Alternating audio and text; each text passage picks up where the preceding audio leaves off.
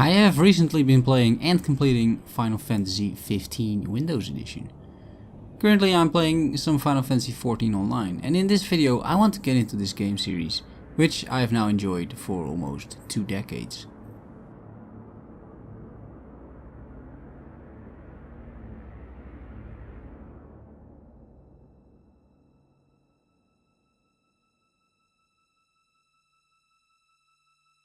I'm currently 33 years old and I can vividly remember things like dial-up modems.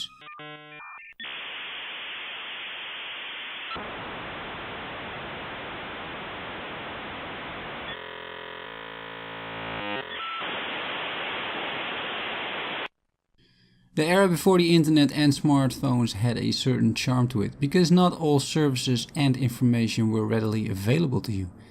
If you wanted to see a movie, you either had to go to the cinema or rent a movie on a VHS. If you wanted to know something, you needed to get a book or magazine. When I was 12, I rented around 5 movies a week in a single go, together with my best mate back then. He had a PlayStation, I had a Nintendo. This was 1997, I was 12, watching a movie per day on average, and spending the rest of my time playing video games. School was somewhere pretty far down the to-do list. So one day we're returning to this video store where we are renting all these movies, and the woman behind the counter decided to start renting video games as well. One of those video games was Final Fantasy VII. I was instantly mesmerized by the artwork of the cover. The case design was magical. Back then, without internet or any decent game review magazine available to me, the only way to figure something out about the game was to read the back. It provided your typical JRPG storyline, really nothing fancy, but for me it was the first time I ever heard something like it. We decided to rent it for a week, mainly because I wanted to. That first night I didn't sleep at all. I was completely stunned by the way Final Fantasy VII integrated movies and gameplay. Cloud jumping off that train and then instantly getting into a fight with the soldiers. The storyline with the eco-terrorist group Avalanche rebelling against the evil Shinra conglomerate. The crazy characters which Final Fantasy always seemed to pull off, like Red 13. And the game mechanics that are revolutionary up to this day. I didn't realize it back then, but after Final Fantasy VII I have never really seen such an intricate system to tweak armor, stats and magic as the Materia system.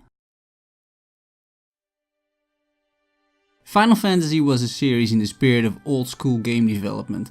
Devs didn't care that you didn't see the entire game. It was not until many years later, when I had access to online guides, that I realized I could breed a very special chocobo, travel to some island and discover the most powerful magic in the game. Magic that could be used to defeat the most powerful roaming monsters.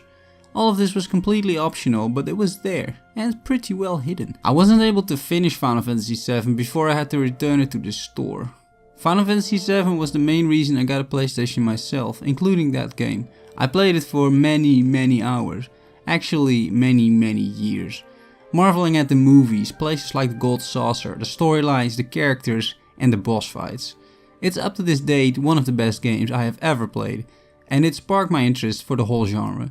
However, JRPGs were pretty hard to find, with Steam not really existing and you depending on stores importing these games from Japan. Most JRPGs did not get an international release, but truth be told I wasn't really looking for them either. After completing Final Fantasy VII multiple times, I just wanted more Final Fantasy.